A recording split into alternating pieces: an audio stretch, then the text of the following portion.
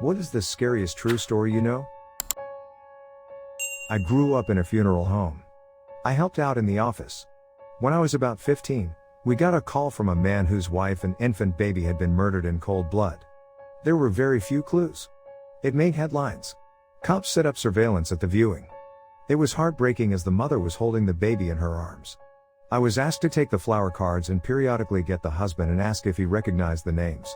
I then photocopied them and put them back. I did it because I was a kid, people knew me, and I was unobtrusive. I talked to the husband quite a bit. He seemed devastated and shaken. The cops told me they had an eyewitness to someone leaving the house the day of the murder. The witness was a 3-year-old girl. She recognized the man leaving. It was the husband's best friend. Turns out that the friend and the husband had made a pact to kill each other's families and run off with their secretaries. The little girl identified the friend, and I guess one of them cracked. They both went to jail on multiple counts, all on the testimony of a 3-year-old. I still cannot believe to this day that man stood right beside me, multiple times, and I had no clue. I don't think I ever looked at life the same way after that. My great-aunt woke up in the middle of the night. She heard her dog making these low growls. She was single at the time and living alone in her ranch-style home. She walked out to her living room to check things out. She didn't see or hear anything out of the ordinary, so she decided to make sure her door and front windows were locked. The door was locked, the first window she checked was locked. When she lifted the mini blind on the second window, it was wide open, and a guy in a ski mask was standing there. She said he laughed this evil laugh and said, "Party time," then he started to climb in. She screamed that she had a gun, her dog started barking his head off. The would-be rapist decided to bolt. My aunt did get a gun after that and learned how to use it. I can't even think about what would have happened to her if she didn't have her dog to warn her. James Bulger. He was just 2 years old, and with his mom running errands. She let go of his hand to pay the cashier, and he wandered away. 2 10-year-old boys spotted him, lured him toward them, took him by the hands and led him away. They took him to a remote location, pushing and kicking at him the whole time.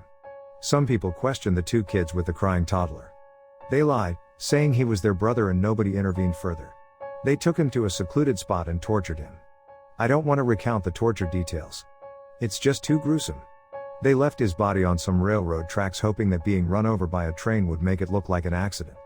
He was found days later, his body severed in half by a train. The boys were caught and became the youngest convicted murderers in British history. Security footage from the day they took James shows them watching children, picking out a target. And they were just kids themselves. They were released at 18. However, one of them is back in jail for possessing child abuse photos on his computer. The most terrifying thing about this for me is that my own son is only 2 now, and James's murderers were just children, too. It was premeditated and intentional, and entirely random. Just a momentary lapse in attention, and he became a target of 2 murderous children. Children. To think that children younger than my stepson are capable of such a thing. Everything about this case is just horrifying. The scariest true story I know is my own. I grew up with a very mentally ill and abusive father. The summer I was 16, and my younger brother was 13, my father shot my brother with a shotgun at almost point-blank range in our basement.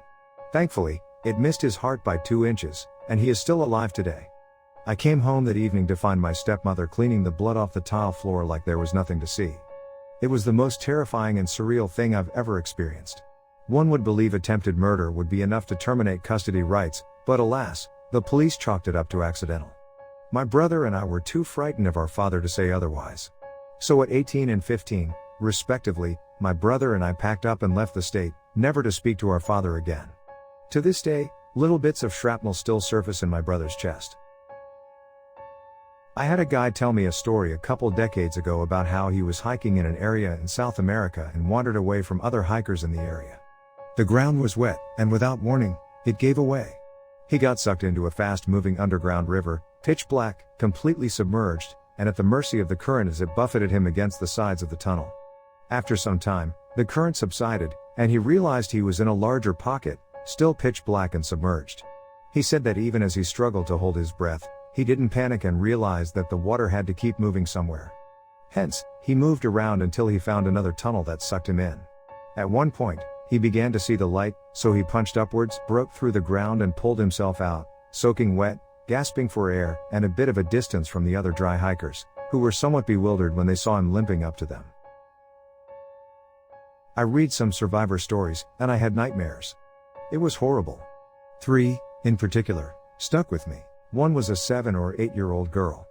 She saw her best friend and playmate with her entire body crushed by concrete with only her shoulders and head above it.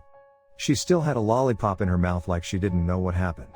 Another was a guy, I think a 16 to 17-year-old, helping undig people and bring them out of the wreckage.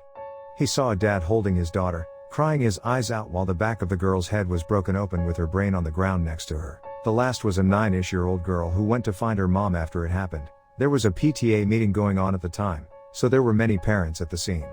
Her mom was freaking out, trying to find her, but she didn't even recognize her. She went up to her mom and called out to her, but she just kept saying, "You are not my daughter." She was so covered in blood and ash and tears that her own mother couldn't recognize her. It was a truly horrifying thing. The kidnapping of Colleen Stan. She was hitchhiking in the 70s and turned down rides because they didn't seem safe. A van with a young couple and a baby offered her a ride, and because it was a family, she accepted. They held her at gunpoint, put a giant box on her head that blocked out noise and sound, and later kept her in the box the size of a coffin underneath their bed. She was brutally beaten and raped daily for 7 years. They also brainwashed her to believe that they were part of a mafia called the Company that would kill her family if she tried to escape.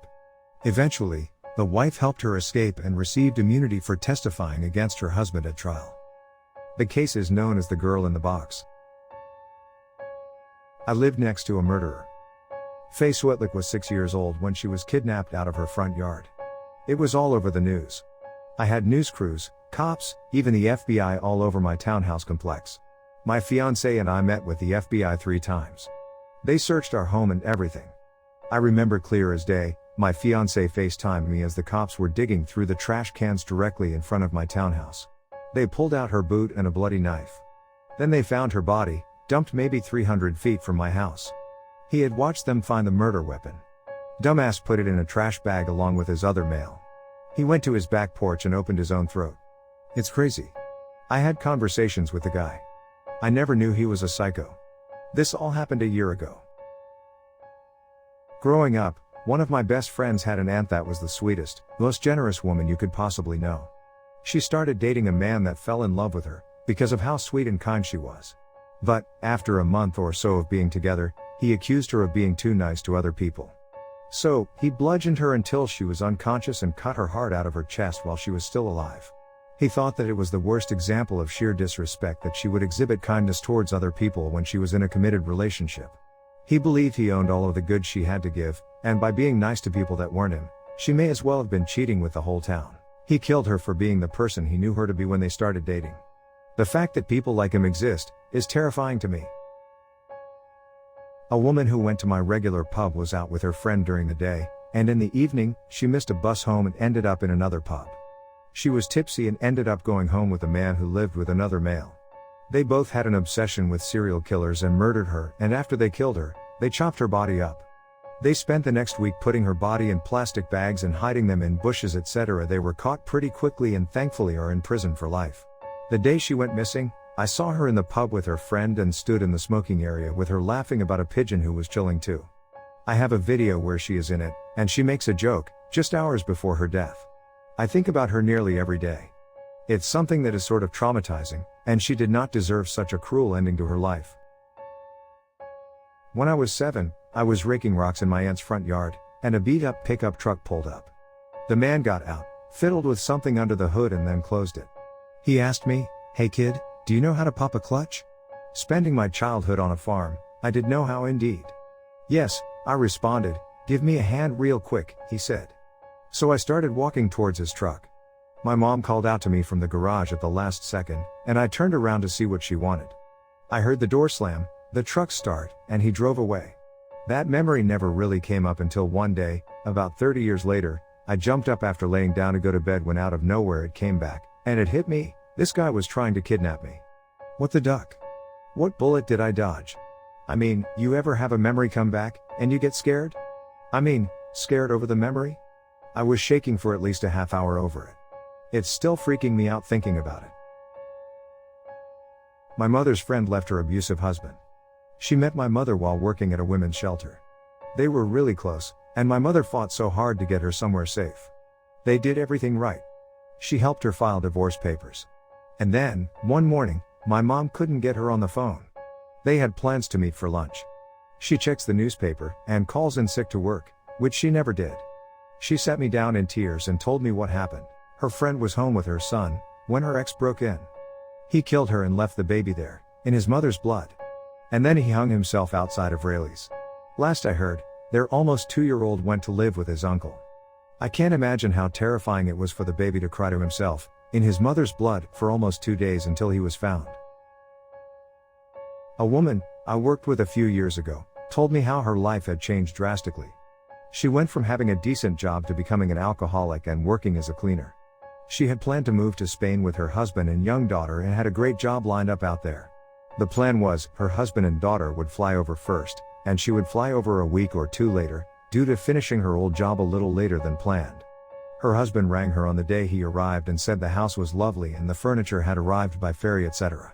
That was the last time she ever heard from him. Her husband and daughter were found dead by authorities a few days after she rang, explaining she was concerned for their welfare as she had no contact with them and she was extremely worried. It was carbon monoxide poisoning. It is so scary to think how fast your life can change. There's a man who disappeared without a trace from my hometown. They suspect foul play.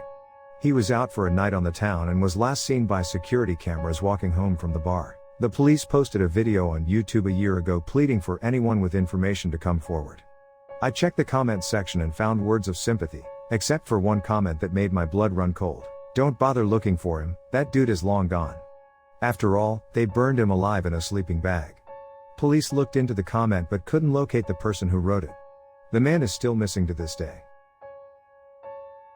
During college, I lived in an apartment with a community pool. There were a bunch of us having beers at the pool. One night, one of my friends ran to jump in the pool, but changed his mind at the last second. His feet slipped out from under him on the wet concrete, and he went down. He broke his neck in the edge of the pool, never walked again, and had extremely limited upper body function. I watched someone's life be ruined, and it was terrifying. Listen to the lifeguard and walk. My dad worked in a morgue during college in the 60s. One time on the night shift, he was training a recent hire who was wheeling a body down the hallway. The body was under a sheet, but all of a sudden started to sit up. The guy immediately freaked out, ran out the doors and quit. Apparently, a dead body can have muscle contractions in the abs causing it to start sitting up. The more you know, I guess.